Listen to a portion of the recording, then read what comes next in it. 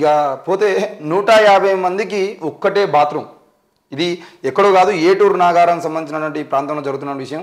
ఉదయం అల్పాహారం, మధ్యాహ్నం సన్నబియ్యంతో భోజనం, మన ఊరు మనబడితో సకల సౌకర్యాలు, కార్పొరేట్ స్థాయి విద్య అంటూ గొప్పలు చెప్పిన గత బీఆర్ఎస్ సర్కార్కు ఈ ప్రభుత్వ పాఠశాల విద్యార్థుల కష్టాలు మాత్రం కనిపించినట్టుంది.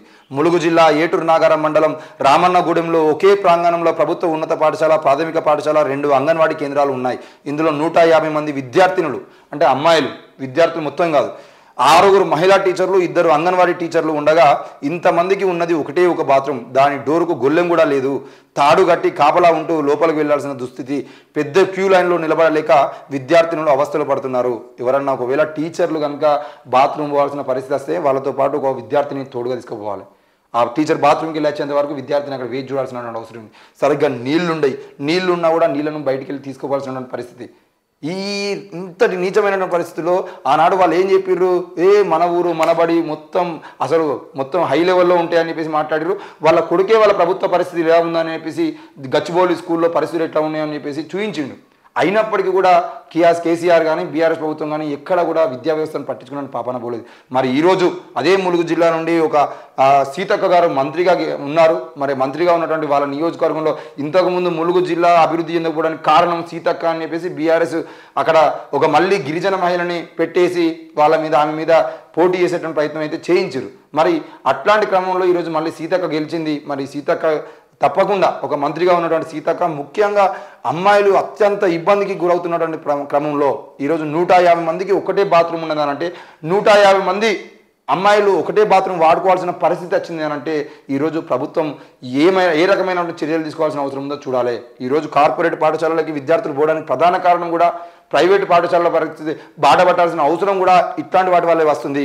కాబట్టి విద్యకు సంబంధించిన విషయంలో కానీ, లేదంటే అక్కడ ఉన్నటువంటి ఫెసిలిటీస్ సంబంధించిన విషయంలో కానీ, వాళ్లకు బెంచీలకు సంబంధించిన విషయంలో కానీ, చదువులకు సంబంధించిన విషయంలో ప్రతి విషయంలో కూడా తప్పకుండా కాంగ్రెస్ ప్రభుత్వం పకడ్బందీ చర్యలు తీసుకోవాల్సిన అవసరం ఉంది.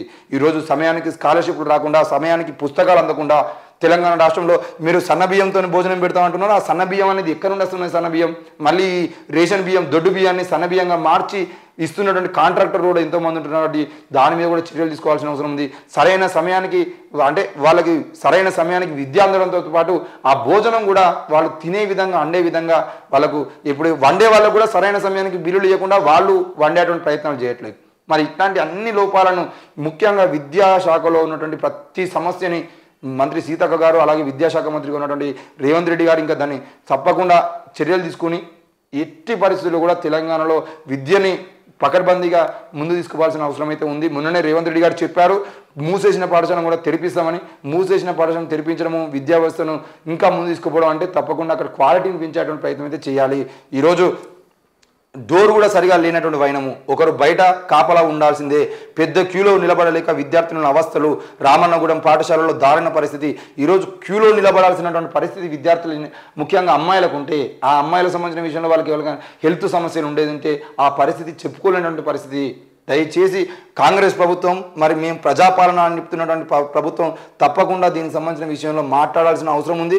ఏది ఏమైనా కూడా ఏటూరు నాగారమే కాదు, కేవలం ఏటూరు నాగారంలో మాత్రమే ఈ యొక్క సమస్య లేదు. తెలంగాణ రాష్ట్ర వ్యాప్తంగా ఇలాంటి సమస్యలు ఉన్నటువంటి పాఠశాలలు బోలెడని ఉన్నాయి. కాబట్టి రాష్ట్ర వ్యాప్తంగా ఉన్నటువంటి అన్ని పాఠశాలల్లో సరైన వస్తువులు కల్పించాల్సిన బాధ్యత ఉంది. తప్పకుండా అన్ని పాఠశాలల్లో ఆ తల్లిదండ్రులతో కమిటీ ఏర్పాటు చేయాల్సిన అవసరం ఉంది. ఆ కమిటీని తప్పకుండా మండల విద్యాధికారికి, ఇప్పుడు ఎంఈఓలు కూడా సరిగా లేరు కాబట్టి ఎంఈఓలను తీసుకొని మండల విద్యాధికారికి వాళ్ళందరినీ అటాచ్ చేసి ఏ స్కూళ్ళలో ఏ సమస్యలు ఉన్నాయి, అందులో ముఖ్యంగా విద్యార్థులకు కావాల్సినటువంటి వస్తువులకు సంబంధించిన విషయంలో ఏమైనా ఉన్నాయా వాటిని ప్రభుత్వం వెంటనే తీసుకురావాల్సిన అవసరం ఉంది.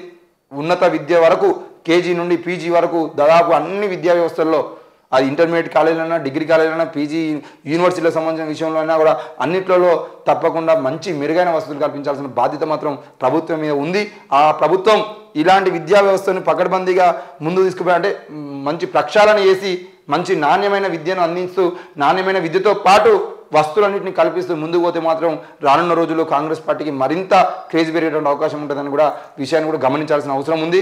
ఏది ఏమైనా కూడా ఏటూరు నాగారం జిల్లాలో ఈరోజు మంత్రి సీతక్క గారు గెలిచారు. మరి సీతక్క గారు ఆధ్వర్యంలో ములుగు జిల్లాలో ఇట్లాంటి పాఠశాలలకు మరి మెరుగులు వస్తాయని చెప్పేసి మనం ఆశిద్దాం. Thank you.